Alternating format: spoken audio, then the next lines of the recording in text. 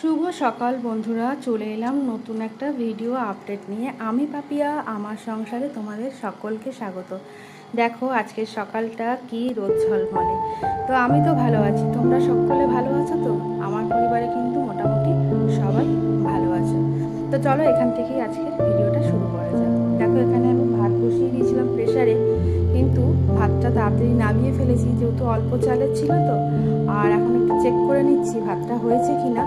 তো দেখছি ভাতটা আর একটু বাকি আছে, তো তার জন্য আবার ঢাকা দিয়ে আমি ওভেনে আবার গ্যাসে বসিয়ে দেবো। কেন, অল্প চালের ভাত তো একটু সময় নিয়ে নেয়। যেহেতু আজকে ছোটো মেয়ে স্কুল যাবে, তা তোমাদের তো বলেইছি আগের দিন যে ও আলু সেদ্ধ ঘি ভাত খেয়ে স্কুল যায়। কেন আমি ভাতটা খাইয়ে স্কুল পাঠাই এই কারণেই, যেখানে তোমার ওই পেটে থাকবে আর কি। উল্টো পাল্টা খেলে তো পেটে থাকবে না, না খিদে পেয়ে যাবে। আর টিফিনে তো কতটা খাবে না খাবে ঠিকঠাক জানি না। আমি তো টিফিন ভরেই দিই, কিন্তু ওই যে মন মর্জি, ওর ইচ্ছা হলে খাবে, না হলে খাবে না। আর টিফিনে আজকে দেবো বলে এই যে চাউমিন বানিয়ে নিয়েছিলাম, দিচ্ছি আর কি চাউমিন বানিয়ে। তো আজকে শুধু এমনি প্লেন চাউমিন করব, আলু পেঁয়াজ দিয়েই চাউমিন করে দেবো, ঘরোয়া চাউমিন। বাদাম নেই ঘরেতে, নইলে বাদাম দিলে ভালো লাগতো। আর ঘরে যখন আমরা সবাই মিলে খাই তখন আমি ডিম দিই, কিন্তু আজকে ডিম দিইনি, যেহেতু টিফিন বক্সে প্যাক করে দেবো। তো ওই জন্য যদি গ্যাস ট্যাস যদি ছেড়ে যায়, তো তার জন্যই আমি আর ডিমটা দিইনি। একটু গোলমরিচের গুঁড়ো ছড়িয়ে দেবো ওপর থেকে, যেহেতু তোমাদের দাদা বড় মেয়ে ওরা তো খাবে, ওরা তো একদম আঝালা খাবে না।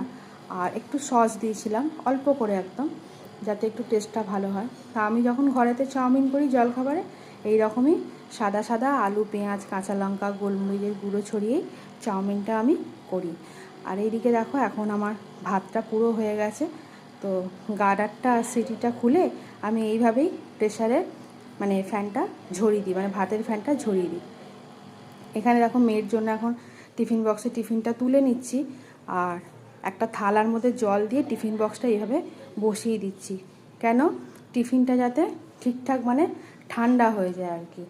তো এটা করার কারণ হচ্ছে, টিফিনটা যদি আমি বন্ধ করে দিই না, তো ভেতরে যে গরমটা থাকে না, ওর গ্যাসে না টিফিনটা নষ্ট হয়ে যাবে।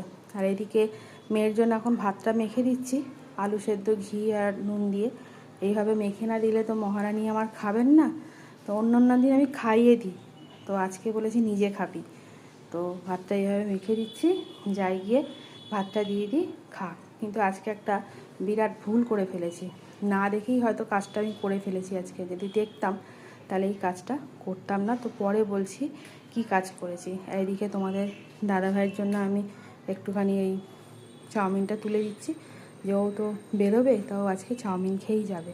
আর এখন আমি চা বসাচ্ছি, আগে টিফিনটা করে নিয়েছিলাম। আজকে যেহেতু একটু বেলা হয়ে গেছে ঘুম থেকে উঠতে, তো তোমাদের দাদাভাই আগে খালি পেটে পেট ভরে জল খায়, তারপর সব টয়লেট পরিষ্কার হয়ে তারপরে খাবার খায়। তো এই যে চাউমিনটা খাচ্ছে, একটু পরে ওকে আমি চা দেবো।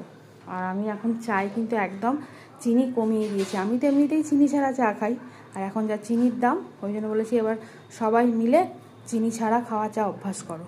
এদিকে ঘরে চলে এসে মেয়ের চুলটাকে বেঁধে দিচ্ছে। আর এখন ওর সাথে আমার যত গল্প, ও যে কত গল্প করবে আমার সাথে।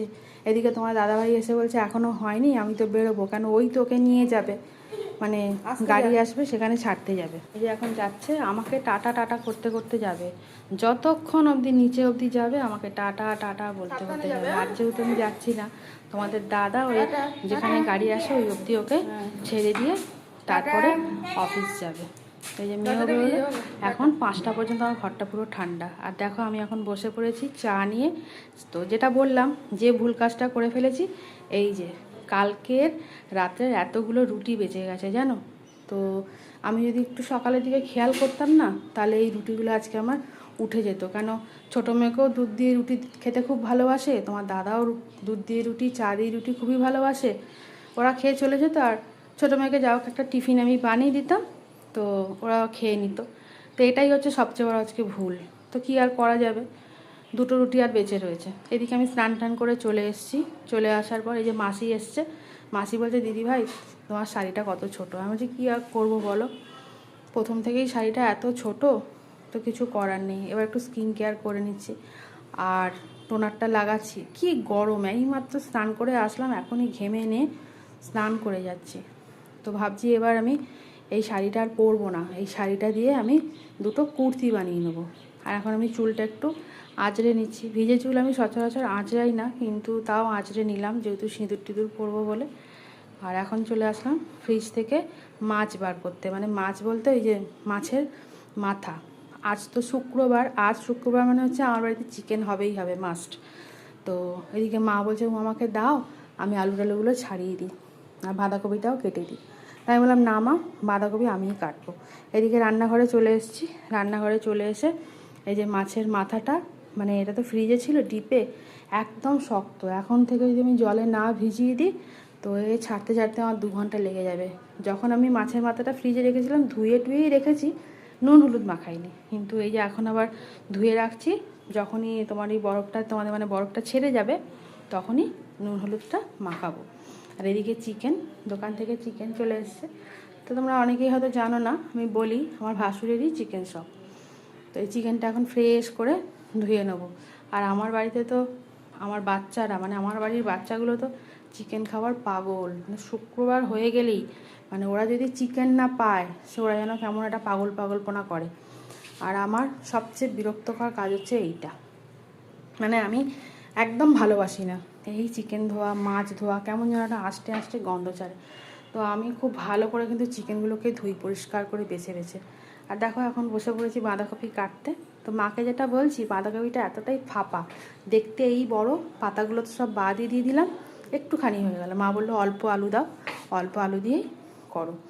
তো ভাতের জল বসিয়ে ভাত বসিয়ে দিয়েছি। আর মাসিকে দিচ্ছি এই যে 2টো রুটি, যেটা বেঁচে ছিল। আজকে যেহেতু গরুটা আসেনি তা মাসি বললো আমাকে দাও বৌদি, আমি খেয়ে নেবো। তো মাছের ডিমের তরকারি। ও তোমাদের তো বলতেই ভুলে গেছি, আর মানে কালকে যেহেতু মাছের ডিম হয়েছিল তো কটা ডিম বেঁচে গেছিলো, তো আজকে ওটা একটু আলু দিয়ে এরকম মাখা মাখা করে তরকারি করে নিয়েছি। দেখো কথা বলতে বলতে আমার ভাতটাও হয়ে গেছে। তো ভাতটা আমি মানে ফ্যানটা এভাবেই উপর করে দিই, মানে আমি তো ভাত ইন্ডাকশানে এইভাবে ডেকচিতে করি। তো এদিকে দেখো আমার মাছের মাথা ভাজা হয়ে গিয়ে বাঁধাকপির তরকারিটাও হয়ে গেল। এখন আমি চলে এলাম মাংসর জন্য পেঁয়াজটা কাটতে। আমার রান্নাঘরটা খুবই এক কোণে, লাইটটাও কম, তাই বড্ড অন্ধকার অন্ধকার লাগে। তো এবার চিকেনটা রান্না হয়ে গেলে আমার কাজ শেষ। তারপরে আবার তৈরি হব দোকানের জন্য। তো দেখো চিকেনটা প্রায় হয়ে এসছে, একদম লাস্টের দিকে টমেটো বাটাটা দিচ্ছি। এরকম কষা কষাই সবাই খেতে ভালোবাসে। তো চলো বন্ধুরা, আজকের ভিডিওটা এখানেই কমপ্লিট করছি। ততক্ষণ তোমরা সকলে ভালো থেকো। দেখা হবে আবার একটা নতুন কোনো ভিডিওতে।